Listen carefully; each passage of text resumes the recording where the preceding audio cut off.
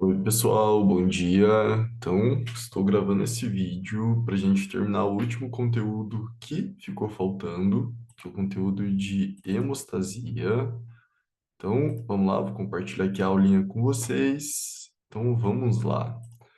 Então, importante que vocês lembrem que quando a gente fala de hemostasia, hemostasia é diferente de homeostasia. O que era homeostasia? Era manter as variáveis fisiológicas dentro de faixas limítrofes de variação. Quanto à hemostasia, hemo significa o quê? Hemo significa sangue e estasia significa constância, equilíbrio.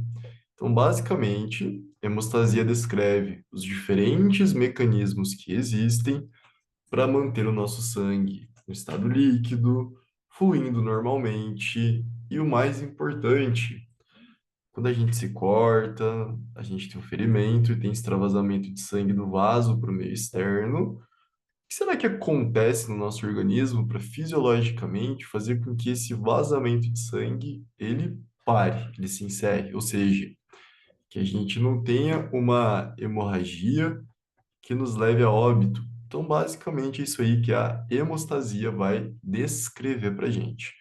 Então, vamos reformular aí a definição? Hemostasia é o conjunto de eventos mecânicos e bioquímicos que vão permitir que a gente forme coágulos a partir do momento que nós temos lesões no endotélio vascular que podem ocasionar uma hemorragia. Beleza? Então, dito isso, olhem só que legal essa imagenzinha. A gente tem aqui uma representação, ó. Então, essas linhas em vermelho, elas estão representando o endotélio, e aqui dentro a gente tem o lúmen. O que que passa aqui dentro do lúmen mesmo, né? Aqui dentro do lúmen está passando o nosso sangue. Então, essa parte mais clarinha está representando a parte líquida do sangue, e essas bolinhas estão representando os elementos do sangue. Então, aqui a gente tem em vermelho representando uma hemácia, aqui em branco um glóbulo branco. E tô vendo isso aqui, ó. Isso aqui está representando a formação de um coágulo. Por que que esse coágulo foi formado? Porque a gente teve uma lesão, uma descontinuação, ó, do endotélio capilar, e quando a gente tem essa descontinuação, a tendência, né, é que o sangue ele saia de dentro do vaso. Então, para impedir isso, a gente tem aí a formação de um coágulo. Beleza? Bom, então, dito isso, fica fácil agora da gente entender. Então, primeira coisa aí que vocês têm que lembrar é as funções que o sangue exerce no organismo, e isso nos mostra porque que é tão importante nós termos mecanismos coagulatórios, ou seja, que impeça que o nosso sangue ele vá embora da nossa circulação. Então, primeira coisa é que vocês já estão cansados de saber que o sangue é importante para transportar nutrientes e oxigênio para as nossas células, além de fazer a remoção de CO2 e de metabólitos secundários.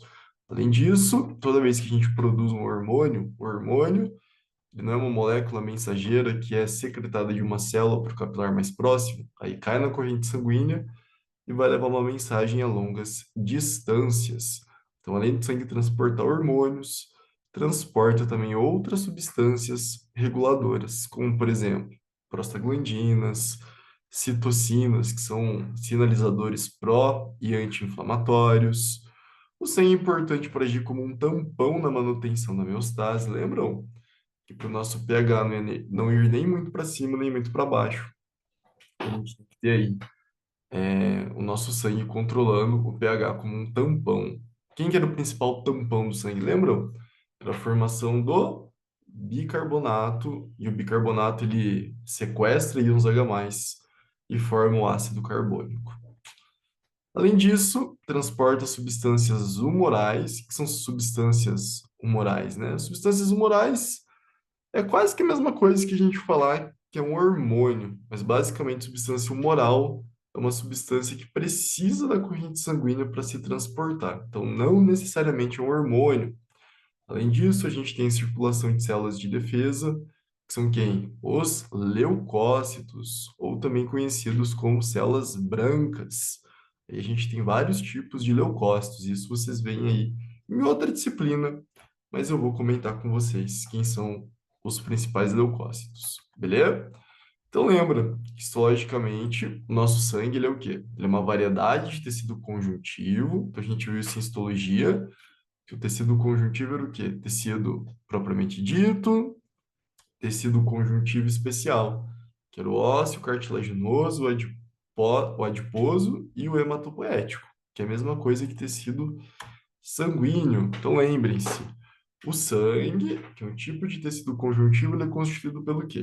Por células e por tudo aquilo que está fora das células, que é o meio extracelular. Quais são as principais células do tecido hematopoético, o tecido sanguíneo?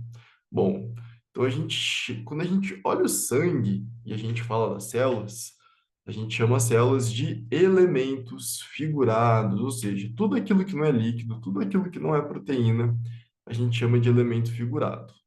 E o plasma, que é tudo aquilo que está fora da célula, então, que compõe o meio extracelular do sangue, é a parte líquida do sangue. Faz sentido, então? Então, dentro do vaso, a gente tem o que circulando? O sangue. E o sangue é o quê? São as células e tudo aquilo que está fora da célula. Aquilo que está fora da célula a gente chama de plasma. E o plasma, ele é importante por quê? Porque o plasma é ele que vai conferir as propriedades líquidas do sangue. Então, olha que legal. Então, aqui a gente tem a representação do endotélio, né, de um vaso, que dentro a gente tem o lúmen. Vocês estão vendo que a gente tem essas representações aqui circunferenciais vermelhas, estão representando as células das hemácias. Aqui mais clarinho está representando os glóbulos brancos. E aqui essas representações menores, é um conjunto de células que a gente vai falar mais para frente, que são as plaquetas. E essa parte aqui, ó, que não tem nada, é o que seria o plasma, que é a porção líquida aí do nosso sangue, beleza? Então, se a gente pegar o nosso sangue, colocar numa centrífuga, centrífuga, então, é um dispositivo que existe no laboratório que ela faz uma rotação bem rápida dos tubos de ensaio, e aí ela permite que a gente consiga separar algumas substâncias de uma determinada solução. Então, olhem só, se a gente coloca numa centrífuga o nosso sangue, a gente vai ver que depois da centrífuga girar o tubo de ensaio, a gente vai ter uma porçãozinha que vai ficar amarela, a região mais superior, e essa regiãozinha aí é o que a gente chama de plasma. Então vejam, a parte líquida do sangue em si, na verdade, ela não é vermelha, ela é amarela. Por quê? Porque o plasma, essa parte líquida, ela é líquida por quê? Porque ela tem água. Mas além de água, o que mais que ela tem? Ela tem várias proteínas e hormônios e íons dissolvidos. Por exemplo, a albumina, fibrinogênio, as imunoglobulinas, que são os famosos anticorpos, lipídios, né? Então, por exemplo, teu colesterol, como que você mensura o colesterol e os transportadores de colesterol? Por meio da concentração dessas moléculas no plasma hormônios, vitaminas e alguns íons. Tem outras coisas também, mas essas são as principais. Então, ó, se tirou a parte líquida do sangue, as proteínas, hormônios e íons dissolvidos, sobra o quê? Sobram as células. E aí, o que que a gente tem aí de célula no sangue? Os leucócitos. Então, vejam só, 1% do nosso sangue são os leucócitos. Os leucócitos eles são o que a gente conhece como células brancas. Células brancas são células de defesa. E as plaquetas, a gente vai falar já já, mas podem ir anotando, as plaquetas, elas são as principais células de coagulação do nosso tecido hematopoético, beleza? E constituindo a maior parte de células do nosso sangue, a gente tem os eritrócitos. Então, os eritrócitos, eles vão corresponder ao que a gente conhece como hemácias. São os responsáveis pelo transporte de oxigênio e de nutrientes. Beleza? Tranquilo até aqui? Bom, então, olha só um esqueminha aqui de como que a gente pode dividir os elementos figurados que compõem o nosso sangue. Então, vejam só, os elementos figurados a gente tem dois grupões. Então, a gente tem as células e a gente tem as plaquetas. Aí você vai falar, nossa, mas plaqueta não é um tipo de célula. Na verdade, a plaqueta, ela é um fragmento de célula. Ela não é uma célula em si, tá? Já vamos entender isso. Mas olhem só, quem são as principais células que constituem os elementos figurados do nosso sangue? Então, a gente tem aqui os eritrócitos, que são células vermelhas, e a gente tem os leucócitos, que são células brancas, células de defesa. A gente divide os leucócitos em dois grupos, lembram da aula de tecido sanguíneo? Que são os agranulócitos, que são as células que não têm grânulos quando a gente olha no microscópio óptico, que vão ser quem? Os linfócitos e os monócitos. E os granulócitos são células que têm grânulos, lá quando a gente olha no microscópio, que são os eosinófilos, os neutrófilos e os basófilos. Beleza? Então, dentro dos elementos figurados que a gente chama de célula, está dentro desse grupão. E as plaquetas, elas correspondem, então, a fragmentos de células. Então, aqui a gente tem um outro resumão aí, né, das células que constituem os elementos figurados. Então, isso aqui é só para vocês darem uma olhadinha. Isso aqui a gente já viu ou melhor, a gente já viu no semestre passado na aula de tecido sanguíneo, beleza?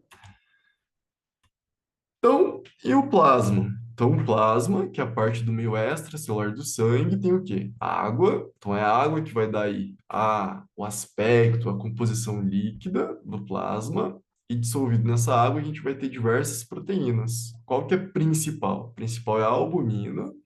Então, quase 50% das proteínas que a gente tem no sangue circulando dentro do plasma são as albuminas. As albuminas, elas transportam aí, por exemplo, os hormônios esteroides. A gente tem as globulinas. As globulinas também são proteínas transportadoras, mas elas são importantes também para fazer a proteção do organismo. Então, por exemplo, a gente tem as imunoglobulinas, que são células que são, ou melhor, são as proteínas que formam os anticorpos. E as proteínas da coagulação. Então, olha, circulando no nosso plasma, a gente tem proteínas que vão fazer com que a gente coagule quando a gente tem uma lesão vascular. Então, para a gente não ficar tendo hemorragia, existem essas proteínas de coagulação. Além disso, tem compostos orgânicos, como, por exemplo, aminoácidos, vitaminas, hormônios, a glicose, por exemplo. Quando você mensura lá a glicemia, você está vendo o quanto de glicose que tem dentro do seu plasma. Sais inorgânicos, íons. Então, lembram? Os íons, eles são regulados aí, principalmente a partir de quem no plasma? A partir da função renal. Isso vocês veem lá em Fisiologia Médica 2. E gases. Então, tanto de oxigênio, de CO2, a gente viu na última aula que é importante para regular a nossa respiração. Então, onde que ficam esses íons, desculpa, onde que ficam esses gases? Circulando no plasma. Beleza? E aí você para refletir nessa frase. Será que um joelho ralado dói menos que um coração partido? Então, vamos ver o que a hemostasia tem a dizer para a gente.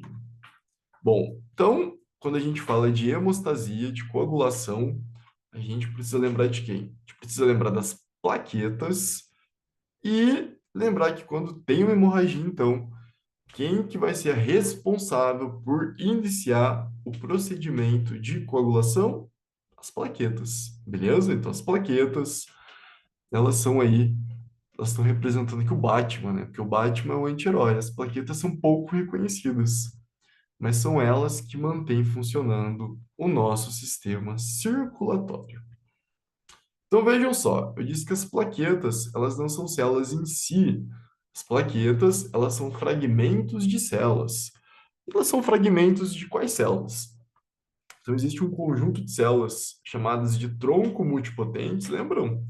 Essas células são células que podem virar qualquer outro tipo de célula.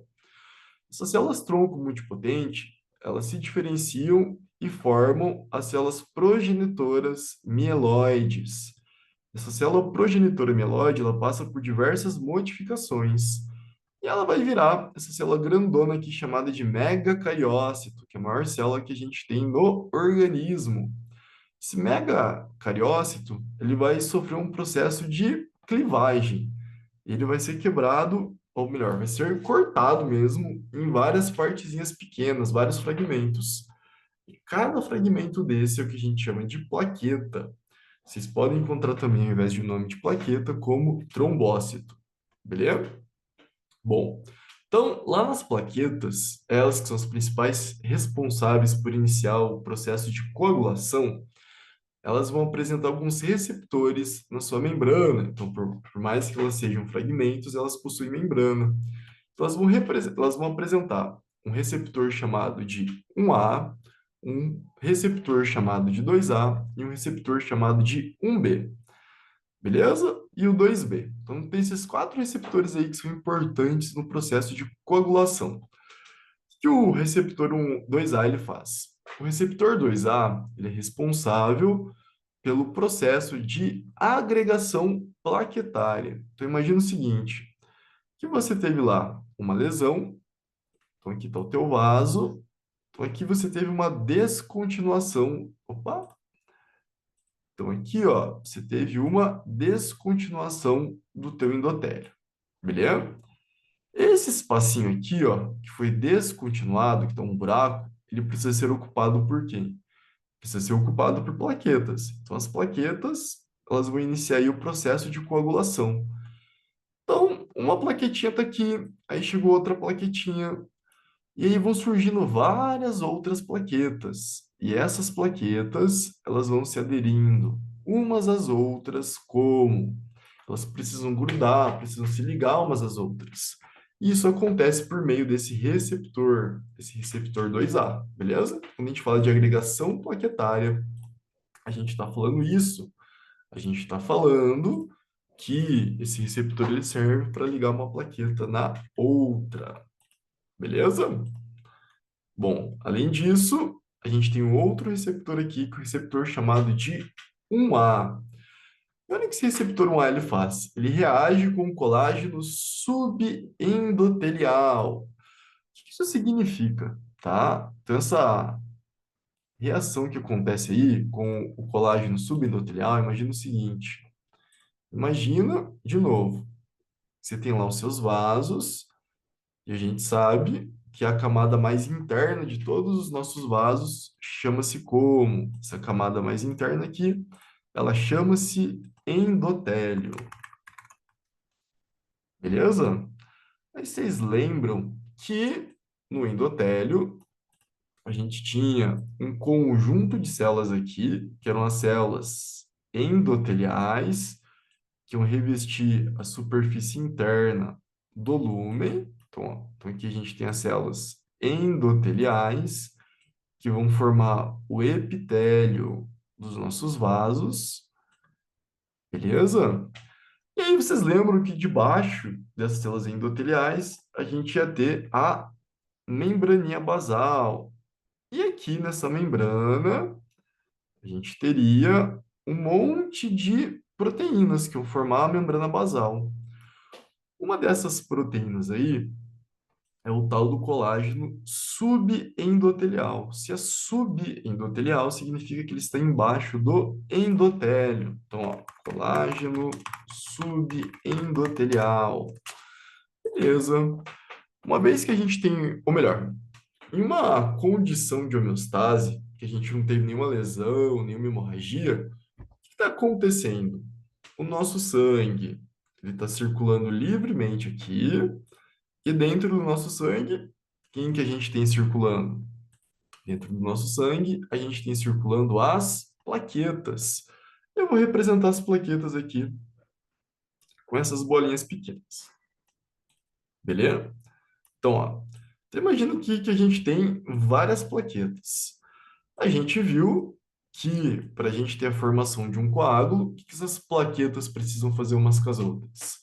Elas precisam se ligar, elas precisam formar um grupinho. Só que o que acontece? Faz sentido quando você não tem uma hemorragia, ou seja, uma lesão no endotélio, faz sentido você ter agregação das plaquetas para formar coágulo? Não. Então, numa condição homeostática, onde você não tem uma lesão de endotélio, as plaquetas, elas não conseguem se aderir, se fixar e iniciar uma agregação plaquetária. Por quê? Porque o colágeno subendotelial, ele não está exposto. Então, vejam só, o que faz a gente formar um coágulo parece que é o quê? Quando a gente tem aqui, então, uma lesão, e essa lesão faz com que essas células epiteliais, elas sofram uma lise, o que que vai acontecer quando a gente tem uma lesão? Quando a gente tem uma lesão, o que que vai acontecer aqui com o nosso endotélio? Ele vai descontinuar, e o que que vai acontecer com o nosso colágeno subendotelial? O colágeno subendotelial ele vai ficar exposto. O colágeno subendotelial ficando exposto, as plaquetas vão identificar como esse receptor chamado de 1A, ele vai se associar com o colágeno subendotelial. Então vejam só, quando a gente tem aí uma lesão no vaso, especificamente no endotélio, a gente vai ter então exposição do colágeno subendotelial e as plaquetas, por meio desse receptor 1A, vão interagir com esse colágeno subendotelial. Então vejam, a parte 1A fica ligada com o colágeno subendotelial, enquanto a parte 2A ela vai ficar exposta para uma outra plaquetinha se ligar, tá? Então isso aqui é muito importante. Então a exposição do colágeno subendotelial quando se tem uma lesão de endotélio é o que vai fazer com que se inicie o processo de adesão das plaquetas na região lesada e posteriormente agregação plaquetária. Beleza? Além disso, a gente vai ter aí o receptor 1B, que vai fazer a fixação da plaqueta no endotélio vascular, ou seja, uma vez que a plaqueta interagiu ali com o colágeno subendotelial, o receptor 1B vai fixar a plaqueta no endotélio vascular.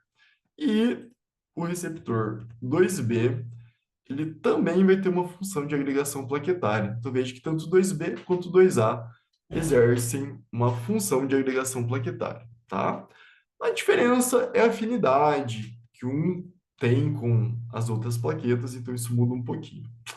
Dentro das plaquetas, a gente vai ter vesículas armazenando o que a gente chama de grânulos. Então, a gente vai ter os grânulos densos e os grânulos alfa. Os grânulos alfa, eles vão apresentar aí algo que a gente, algumas proteínas, na verdade, que são importantes para que aconteça a coagulação. Uma dessas proteínas é o fator de von Willebrand, a fibronectina e o fibrinogênio. O fator de von Willebrand, ele é bem importante, porque sem ele a gente não tem adesão e agregação plaquetária, tanto que existe uma doença chamada de doença de von Willebrand. A gente vai falar mais para frente. E os grânulos densos, eles vão secretar ADP e cálcio, que são bem importantes também para a gente ter aí adesão, agregação plaquetária e formação de coágulo. Então, ó, uma vez que você então teve um sangramento, é hora de coagular. Se você ficar sangrando eternamente, você perde sangue para o meio externo e aí você está lascado. Então, como que vai começar a coagulação? Então, aqui a gente tem um vaso sanguíneo, pode ser um capilar, uma artéria, uma arteríola, uma veia, uma vênula. O que importa é que a parte mais interna vai ter um endotélio. Então, ó, você teve um corte, o que que vai acontecer com o teu endotélio? Teve uma lesão e o sangue vai extravasar. Então, ó, essa área que foi lesionada e o sangue começou a extravasar. O que que vai acontecer, então? Inicialmente, aí, antes da gente continuar, lembram das aulas de histologia? Olha essa imagem aqui. Para o que que essa flechinha azul está apontando? Para que que essa verde está apontando? Então, pensem aí, pausem o vídeo e tentem lembrar o que que significa isso. Então, a flechinha azul, ela está indicando para uma região que a gente chama de lúmen do vaso. Então, aqui dentro do lúmen a gente tem o quê? Isso aqui é hemácia, células sanguíneas. E aqui a flechinha verde ela está correspondendo ao endotélio. Então, isso aqui é uma lâmina de artéria. E vejam, a região que é lesada, então, para a gente ter o início aí de uma coagulação, essa região aqui do endotélio. Então, uma vez que lesionou o endotélio, descontinuou as células endoteliais e expôs o colágeno subendotelial. A exposição do colágeno subendotelial é o que vai iniciar aí o processo de coagulação. Beleza? Tranquilo? Então, bom. Então, como que acontece o processo de hemostasia? Então, a hemostasia, ela nada mais é do que controlar um sangramento e manter o sangue circulando normalmente. Então, vejam só, a gente não viu que hemostasia é o conjunto de eventos mecânicos e bioquímicos. Então, a gente tem que ter modificações mecânicas e bioquímicas para controlar um sangramento. Então, que mecanismos que são esses? O primeiro é a constrição vascular. O segundo é a formação do tampão plaquetário.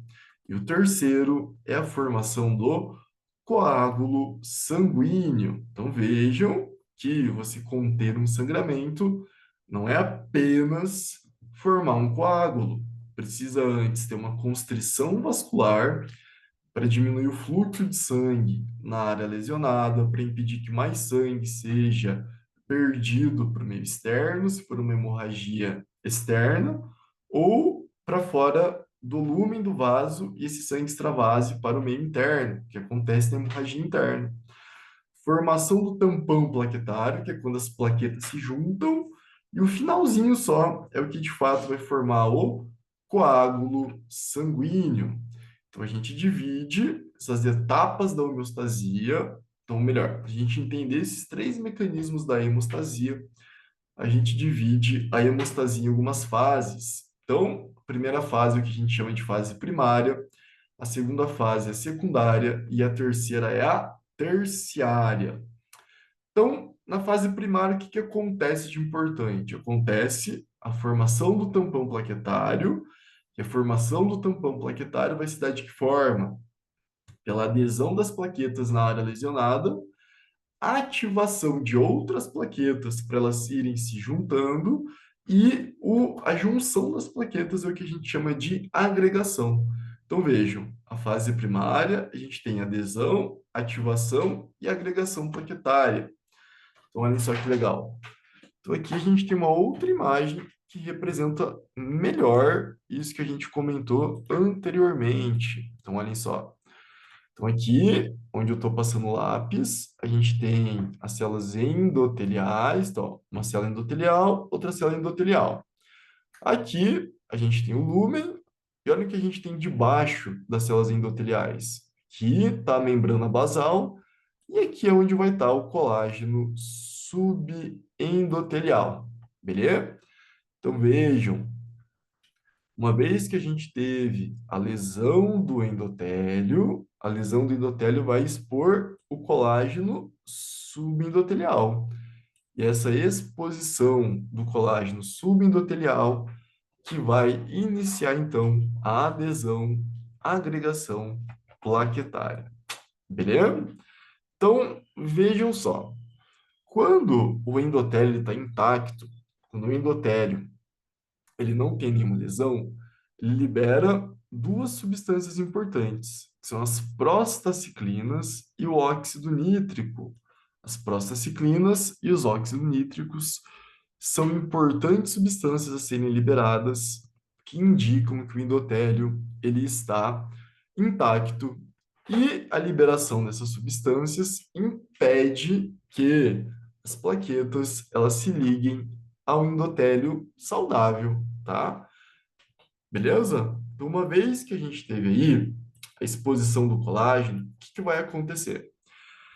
Então, as plaquetas, olhem aqui as plaquetinhas que bonitas. Uma plaqueta, outra plaqueta. Então, essas plaquetas, elas vão se direcionar para o local onde ocorreu a lesão e vai acontecer o quê?